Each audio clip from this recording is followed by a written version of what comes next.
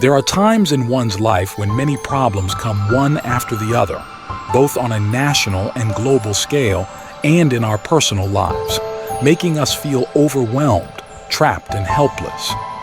No matter how much physical rest you get, that feeling of mental exhaustion does not go away. I am not promising you a miracle at times like this, but I would like to share a few suggestions that may help to alleviate this mental fatigue. These suggestions may at least help you to pull yourself together. If you are ready, let's begin. The first thing I want to say is this: stop struggling. Sometimes you may have lost. The best solution is to accept that you have lost. You know what we do? There is something we want in our lives: work life, family life, relationships, friendships, dreams. We have many dreams and goals. When we try to reach them, some of them we can reach, some of them we can't, no matter how hard we try. Even when it seems like it's going to happen, when it seems like everything is going to be fine, everything can turn upside down. And at this point, you get a real feeling of overwhelm and helplessness. This is where something interesting happens. When there is nothing one can actually do to improve the situation, when there is nothing left, one starts to struggle. The more you struggle, the more you can't get out of the situation you are in, and the worse you start to feel. Do you know what happens if you start struggling the moment you fall into the sea? You sink even more. What you do in such a situation is to step back and say, "It didn't happen. What I wanted didn't happen. Maybe I don't have the power to achieve it." And that's not abnormal. We can't all afford everything. Sometimes just because we want something very much doesn't mean we can do it. The more you struggle, the more tired you get. If you think you've tried enough, if you think you've struggled enough and it still hasn't happened, please stop struggling. One of the best things for your mental fatigue right now is to let yourself float in the water. By the way, that initial acceptance, then as you float, you start to find your own path in the flow of the water. You start to discover what feels right in that path, in that flow. But if you struggle, you don't have time to think. You don't have time to relax. Always remind yourself of this. Especially sometimes we are very confused. There's a lot of unfinished business. There are problems at work, love life, relationships, money situation. Everything may be on top of each other. Human beings have an interesting situation. When you are dealing with a problem, you have a high ability to solve it. But as the number of problems increases, you can't solve them and you are in a situation of extreme stress, as if you are jumping on boiling iron. At such times, especially when things first happen and you feel the most overwhelmed, don't try to solve things. Get into bed. Take a break for a day or two. You have this right to be lazy. Try to sleep. You may not be able to sleep, that's fine. Be in the bed. Feel the bed. Feel the softness of the pillow. Pull the duvet over you and surrender to the darkness. Over a period of time, this state of calmness will be as good for you as it can be. It will help you to clear your head a little bit more. It will help you to get yourself together a little bit more so that you can prioritize the problems in your head and discover ways to solve them. Sleeping is a great medicine, but it's important not to overdo it. Sometimes, especially in very difficult times, people can completely shut themselves off to sleep. They may want to sleep all the time. This is not what I mean. It will be very, very good for you to rest yourself from time to time, to sleep when you feel very anxious, stressed, to be lazy for a day or two. Don't feel like you have to do something at such times. Mental fatigue has something to do with physical fatigue, but it's more like there are pieces of a jigsaw puzzle scattered somewhere inside, and you can't put them back together. At times like these, let's take a look around us. Usually, we may not care much about our surroundings. You may not make your bed, the house may be messy, the dishes may be piled up in the kitchen. You look at yourself, you go and look in the mirror, your hair is a mess, your beard is long, maybe your makeup is smudged from the night you slept like that. There are stains on your clothes. You look at yourself and everything looks shattered and disorganized. And then you look around you, the house is messy. Everything is messy. At times like these, this disorganization, neglect, carelessness makes you feel as if nothing will ever get better. So what can you do? Tidy up, even if it's just a tiny little bit. Tidy up the house as much as you can.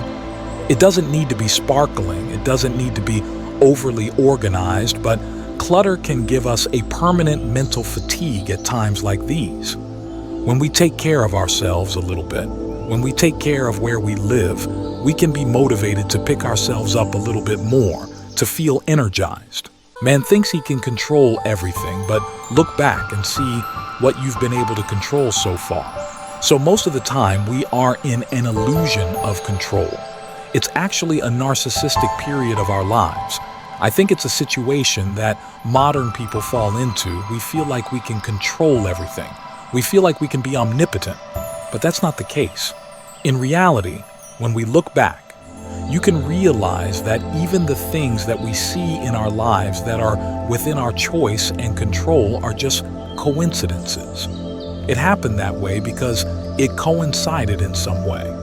The more you accept that you are helpless, the stronger you become when you realize that you are not omnipotent in some way. You say, "Oh, this has nothing to do with me." But when you think that everything is your responsibility, when it feels like you can control everything but you can't, it's very tiring. Remember, you are human. You may be powerless, you may feel helpless, but you are human. This paradox is one of the most important features of being human. As you accept this, you relax a little bit more and start to pull yourself together. Related to this again, there is a situation like this. People think they can change everything, the pain they've experienced, the problems they've faced. But there are some issues for which there is simply no solution. At that moment, your mind must be racing a mile a minute, filled with a million thoughts as you desperately search for answers. Yet, some things just cannot be fixed. Some pain is incurable. When I say incurable, I mean incurable in the moment. The best thing you can do in such situations is to be patient. You wait. It brews over time. Over time, you start looking at those points differently. Your capacity to carry those pains increases. Patience is one of the greatest strengths of us humans. I mean, after somehow realizing that we can't afford everything, you say that patience comes next. So when you are patient, somehow those problems start to take up less space in your life. Don't forget that too. Sometimes all you can do is just be patient. Time is the greatest medicine in such situations. When you feel a little better, take a walk. The more you walk, the more you open up. Imagine a book like this, like the leaves of a book, stuck together, wet. As you walk, you open it, and those writings and pages you have forgotten start coming to your mind. Start thinking as you walk. You can arrange walking sessions for yourself. You can walk for half an hour, 2 hours, 3 hours, according to your time. Take long walks alone. And think, what has been good for you so far? What has been bad for you? What did you expect from life so far? What did you find? Where did you go wrong? Where did you go right? Which people have been good for you? Which people have been bad for you? When you come home, do you know what to do after the walking session?